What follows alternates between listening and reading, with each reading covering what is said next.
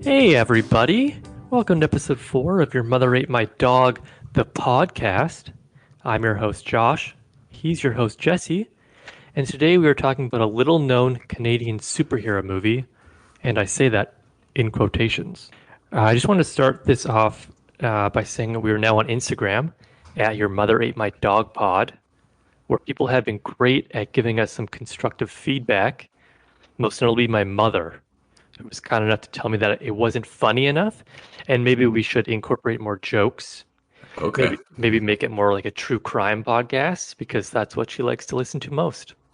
A true crime movie podcast. True crime, make it Canadian, um, throw in some jokes, and she'd be all over that. Well, I do want to make sure that Janet is happy, so maybe we need to just change the whole format. Let's do that. Maybe next episode because we've already kind of worked on this one. That's a good call. We'll leave it. Have you heard any feedback? Yeah, my friend Greg from work, he's given me a couple pointers, I guess. Shout out to Greg. Shout out to Greg. First the first main one was my mic in the first couple episodes, but that's been since rectified. Last episode, he thought maybe I was too close to the microphone, so now I'm what I think is an appropriate distance away from the microphone. You do sound pretty good. Yes, and hopefully that has rectified all his issues. And but if it hasn't, I'll hear about it at work. Let me tell you. A super-powered construction worker falls in with a group of criminals in order to raise the funds to help his ill mother. I hope we watched the same movie. Does Yes, that sound familiar? yes, we watched the same film. Wonderful. Like I said before, a nice Canadian, uh, not quite rom-com. There actually wasn't any romance at all, which is kind of nice. Yeah, there really wasn't. I have a question. Canadian film, as in all the actors are Canadian, or it was filmed in Canada, or what? The majority of the actors Uh huh. were Canadian. It was filmed in Toronto. Okay. The movie we're talking about is called Code 8, 2019 film. I had not heard of it before I searched into Netflix superhero, and it came up, and I'm like, you know what? Let's just go for it. Let's do it. Stars Canadian cousins who, up until a few hours ago, I thought were brothers, Robbie and Stephen Amell. Mm-hmm. You may know Stephen for being Arrow in the CW show Arrow.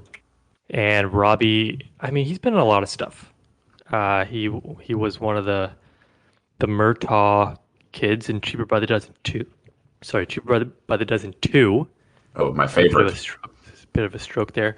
How I Met Your Mother. He played I don't know, an episode or two in that, and then he was in a series of unfortunate events. Briefly, The the series, the Netflix series. The Jim Carrey one, yeah, Oh, the Jim Carrey one. Okay, the movie. which I never watched, but a I have I have little seen snippet. that, but I don't remember seeing him. He has, a generic face. No Okay. offense to Robbie. Robbie played I guess the main character in this, Connor. Yeah. Pretty white name, Yes. Connor. And this, I don't know if you did any research on this film or even when you watched it. But it was based on a 10-minute short film that they had done in 2016, Yeah. which was then used to raise over 2 million in an Indiegogo campaign that turned it into a 100-minute film that's now on Netflix. Oh, I did not know that. Well, that's why I'm here. That is why you're here. You do seem to be the research man. You're on it. Uh, I try. I try. Um, Try. You do. I try. Yeah, Okay. so what, any like first impressions? Well, Maybe before you, so when I'm like, okay, we're gonna watch Code 8, mm-hmm, and then you turned it on in the mm-hmm. first 5 minutes, what were you thinking? Well, hmm. I didn't like the first 5 minutes. It was very like it was a compilation. I mean, it was trying to give us the world, I guess the movie took part in, and it was giving it to us all in quick. It was like rapid rapid fire little montage of things happening. And I don't know, it felt a little cheesy to me. I also I know this isn't quite what you're asking, but where does the term Code 8 ever come up in the film? Does it? Yeah, they say code 8 a few times. And it's like a code for, it's like a police code for like a robbery or maybe somebody, it's probably like, oh, this person's using powers illegally. I see. Code 8, code 8. They say, the police say it a lot. Okay. I guess I was sort of zoning that part out. I just, it was just like police jargon, and I was just like, okay, yeah, police are going there now. I never really paid attention, I guess.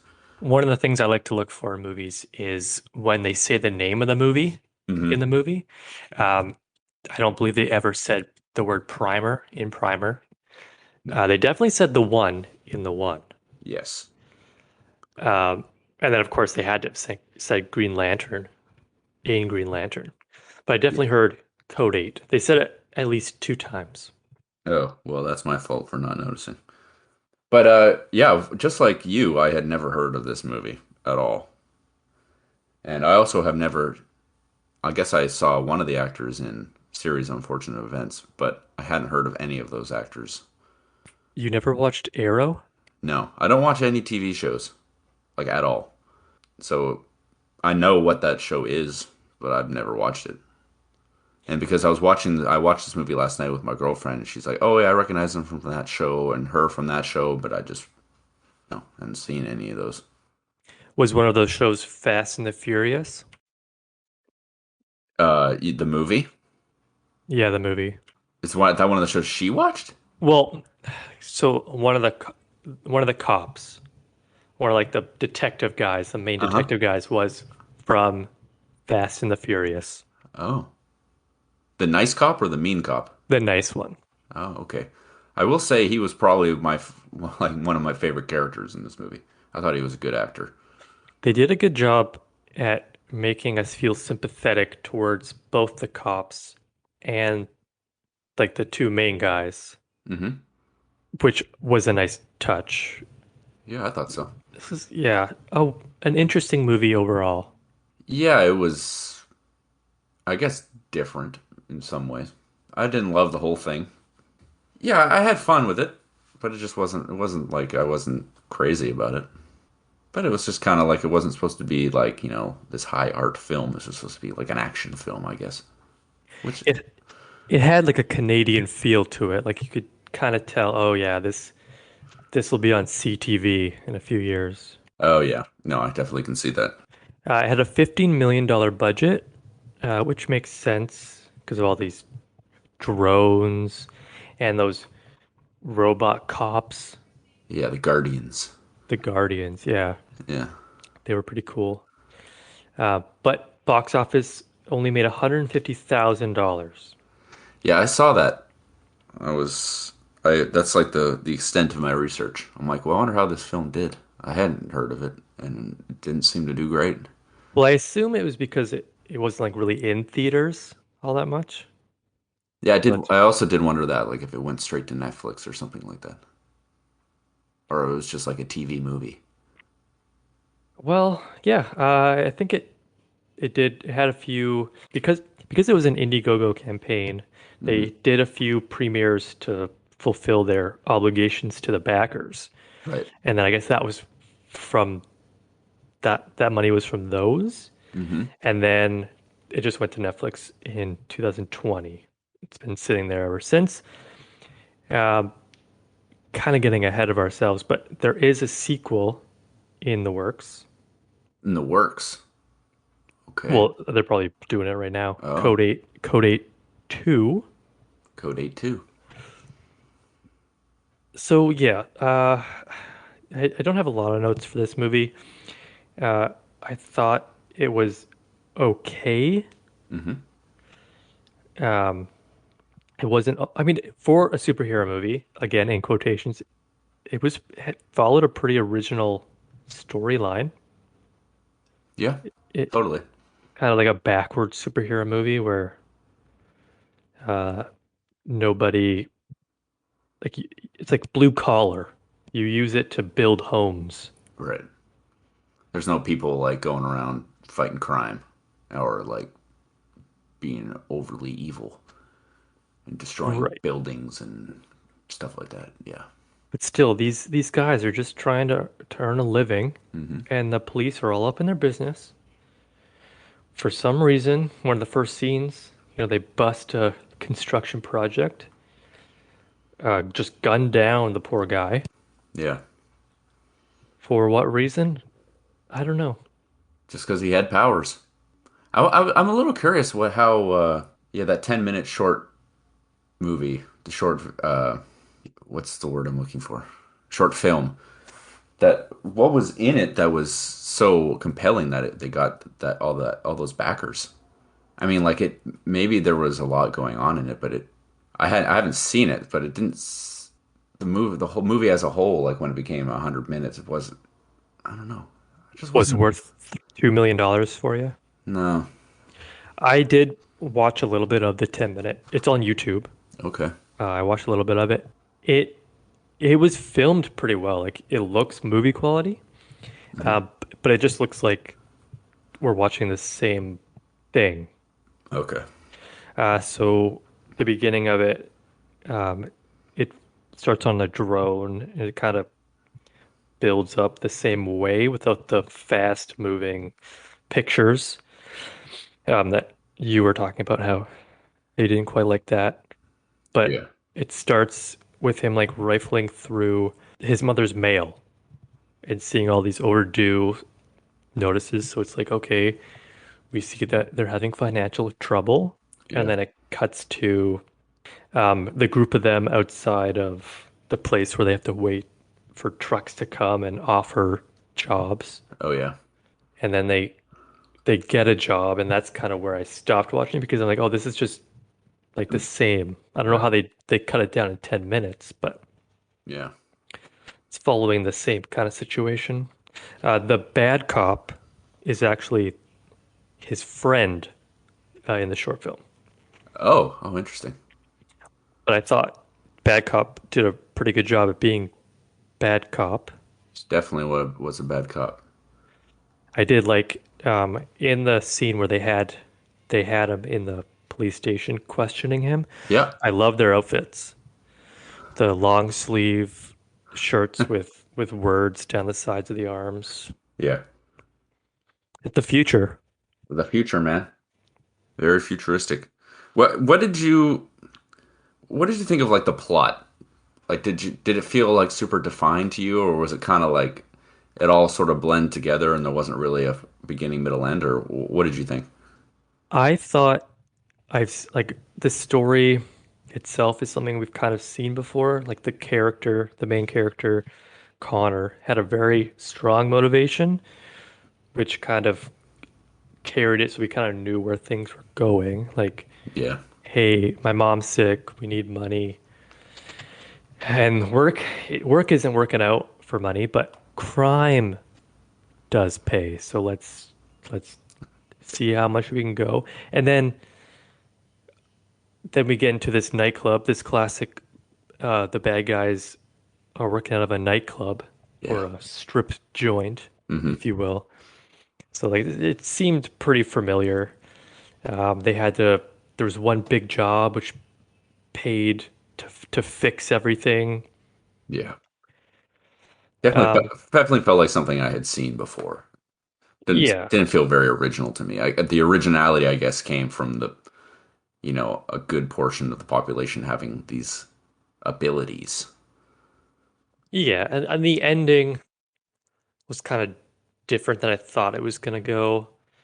I Hmm. mean, his mom died, so Spoilers well, oh yeah, we probably should put a spoiler alert on all of these things, but on it. Yeah, I mean, we're talking about the movie, so it's just gonna happen.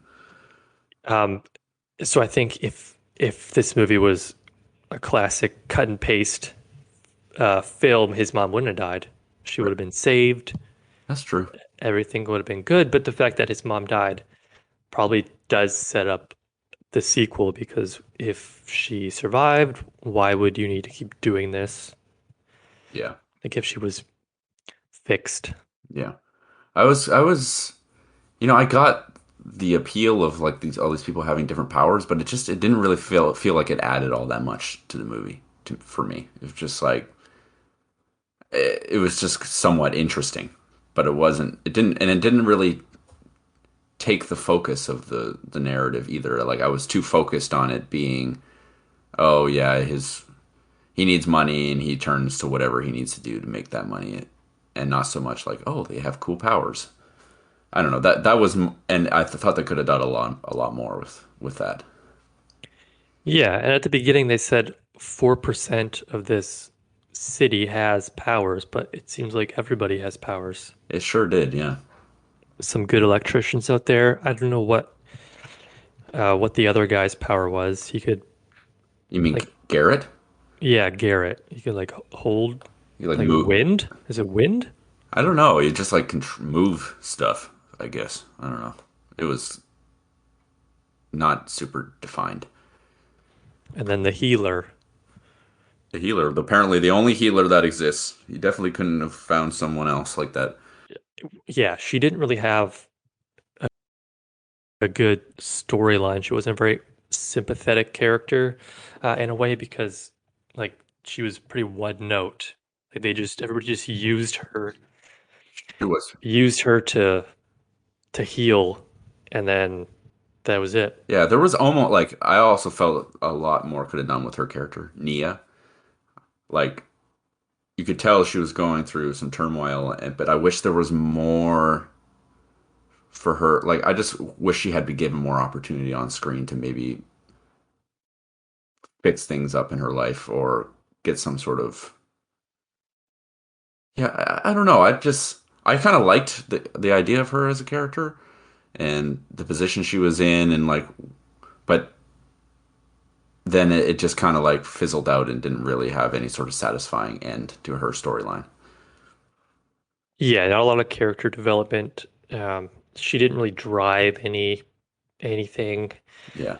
It was Connor who um, kind of villain turned at the end and was like, "Heal my mom. I don't care if you die, girl. I'm selfish." And then she just did it until he was like, "Okay, fine, stop. I'm good now.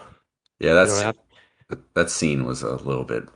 Oh, it wasn't great. I don't know. I wasn't believable either. I don't think I wasn't like. It doesn't seem like something Connor would do. Like, and then he just lets her do it for like so long, and then he's like, no. And I don't know. It Yeah, was because stupid. he had flashbacks and it was like, "Oh, okay. You know, she lived a good life." I guess this movie had like, it really liked to do montages. Like there was a montage right at the beginning, and then there was a montage, like I guess right at the end there, where he's thinking about all these moments with his mom or whatever. And there was a montage where like he's training with Garrett, to like get his skills more honed in. And part of that sequence, I don't know, I thought it was really cheesy and stupid, especially like where Garrett he's like floating these light bulbs around a warehouse, and Connor had to like light them up, to practice being able to like control his ability. It was really stupid, I thought. Good for aiming. Yeah, good for aiming.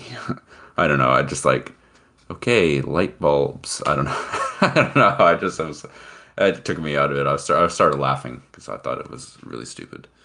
Yeah, there were.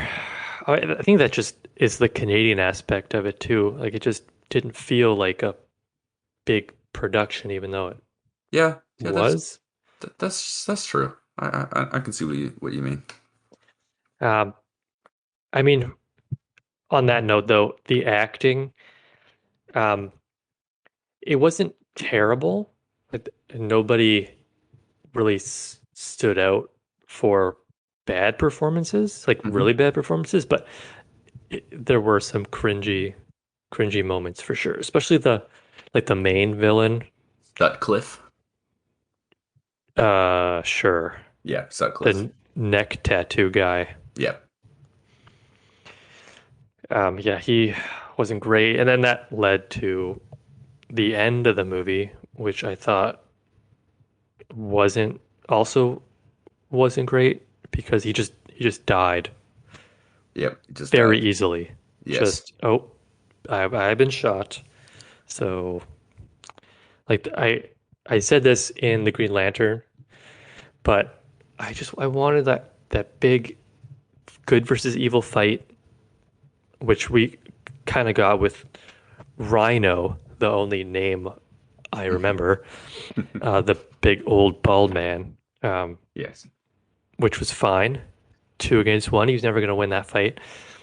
But I wanted to see Greasy Sutcliffe, is that his name? Sutcliffe, yep. Okay. Greasy Man fight. That would have been cool. I wish they had also done a bit more with his ability, like his ability to read minds. Like I thought there could have been like a really cool like interrogation scene or like testing somebody's loyalty scene or something like that. I thought I could have seen that really working. But his ability to read minds like just kind of barely came into play. He used it a couple times. He's like, "Oh yeah, he's telling the truth." Yeah, Sorry, that was but like the only time. And I had actually forgotten about that until right now. yeah. Um, yeah, so he did the one moment where after the police interrogation, he's like, "Oh yeah, he's good. He's he's he's okay." And then that was it. Yeah, that was it.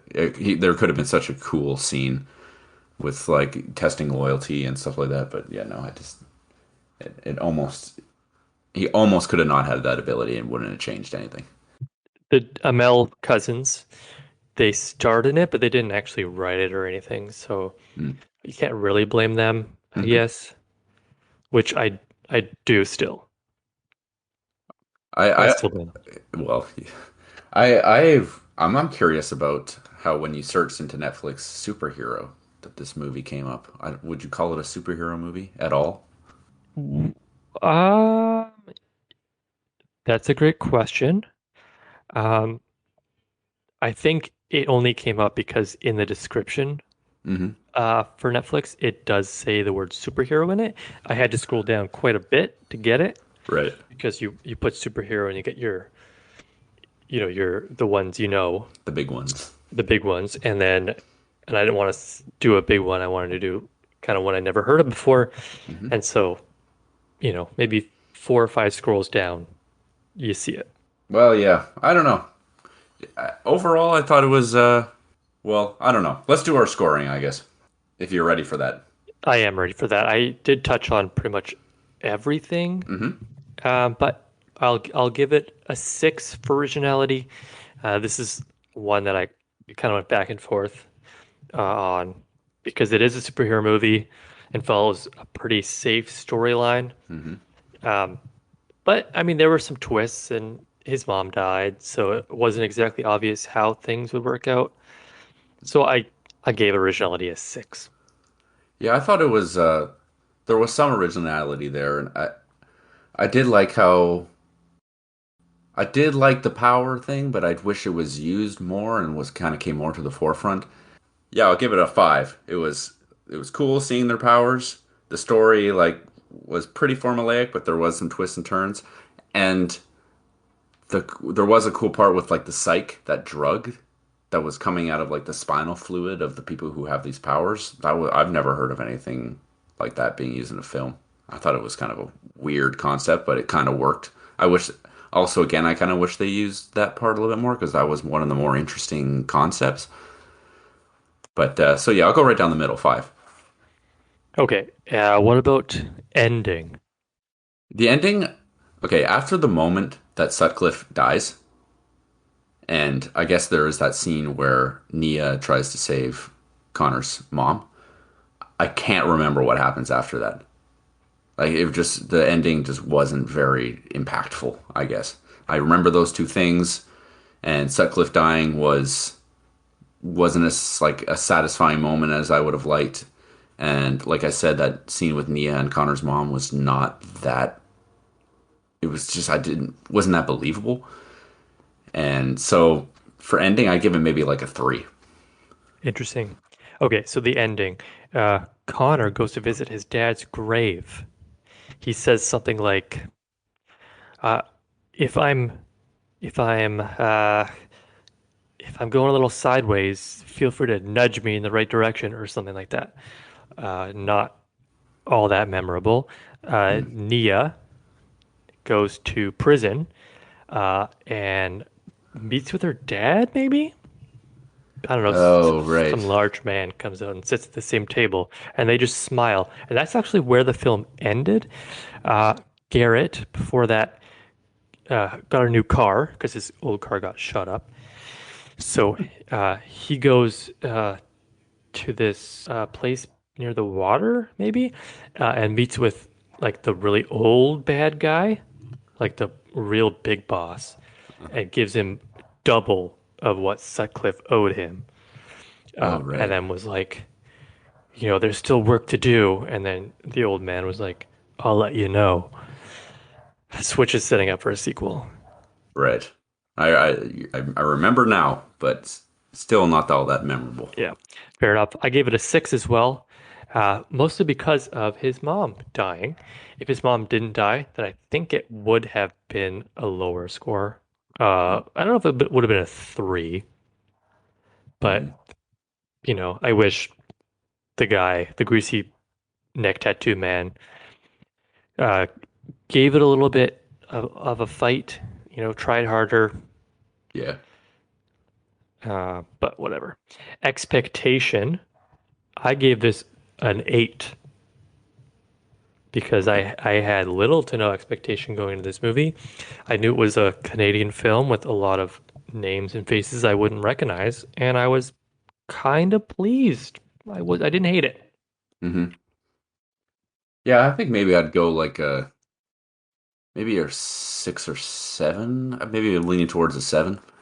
I had no expectations at all. I mean, when you've never heard of a movie and sometimes there's a good reason you've never heard of it, probably because it wasn't very good.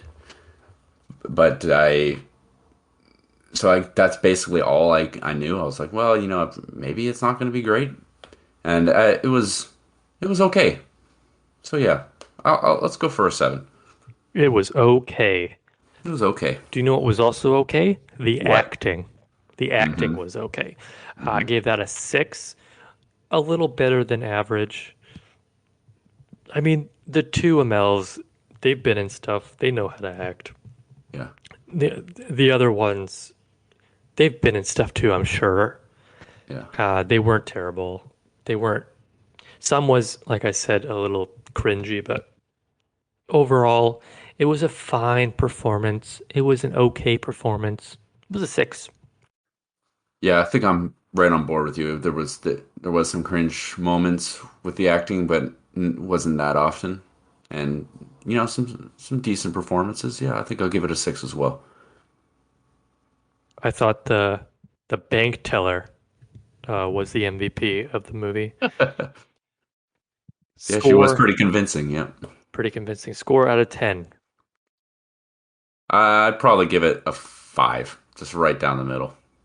It wasn't bad. It wasn't great. It's just kind of like okay. Like I said, okay. I've been giving a lot of sixes, so I'll stick to that. Uh, 6 out of 10. Decent movie. Good runtime. 100 minutes. Hmm. Interesting premise. Score was hurt by the anticlimactic ending. But yeah, 6 out of 10. $15 million budget. Could have been better, I guess, but a Yeah, good Canadian film that you can tell your children about. good work, Code 8. You done it. You like action? Maybe you want to watch this movie. You have an hour and a half to spend on a Saturday morning. There's probably other things to watch, but it was fine. Code 8, okay. Did you watch it this morning? Is that what I'm hearing? I did, yeah. I This movie, watched it last night. What did you say? this movie should have been called Code OK, Or Code 8 in the morning is when I watched it. but that's not true at all. Oh, never mind. It was like 11. Okay. So yeah, that was Code 8. Mm-hmm. Looking forward to getting out of the superhero genre and finding something else to watch. Yep. I already have chosen my next movie we're going to be watching. Is this something you're going to keep to yourself or something you want to announce on the podcast? Well, I can maybe give a couple hints. I have seen there's a remake that came out of this movie. If I were to hazard a guess, probably 2018, maybe 2019. And I went there with some of my friends. I saw it in theaters. It was pretty all right. And I had not seen the original, and I still have not seen the original. And what's another hint I could give? It came out in the year 2000, and it's a movie that I'm sure lots of people have heard of. And yeah, let me just leave it at that. What's the genre? I would say probably action, comedy. I don't know. I haven't seen it, so I don't know. Action comedy. Let's do that. You've seen the remake though. I have seen the remake, but I don't know how true it is to the original. Does it star somebody famous? It stars many famous people. Yes, it's not like it's well known, and there are a lot of famous people in it. Is this Ocean's 11? No, but you are kind of on the right track. All right, well, I'll stop guessing. Then Okay, leave that up. I like that guess though. That was a good guess. But you're kind of on the right track. Kind of like Ocean's 11 and maybe Austin Powers mixed together. Wow, I can't wait to find out. I'm sure our listeners feel the same way. If you have any guesses, hit up hit up Instagram. Yeah, put it in the comments of one of our posts. Your mother ate my dog pod. Maybe even uh the the post for episode 4, which will come out by the time you hear this, it'll be out because that's how it works. Yes. Next episode, be on the lookout for some more comedy. If you're what should we talk about our YouTube? Or we have a other project that we worked on. Should we drop that or not? Oh, you want to get into hammer sauce? Hammer Sauce, our YouTube channel. If you want to see us at our comedy peaks, if you will, that is where to find it. Hammer Y- Sauce on YouTube. You like video games? You like comedy? You like crime? Who Crime. knows? I mean, I think if you looked up hammer sauce, it does take a long time to find it because it's mostly just bowling channels and videos for some reason. Oh. But, you know, whatever. You just if you'll find it, and you'll like it. Anyways, there was a murder, and we'll get to the bottom of it next episode. That we will. Did I mention it happened in a Canadian city? Canadian true crime. Your mother ate my dog. Thank you so much for listening. Bye.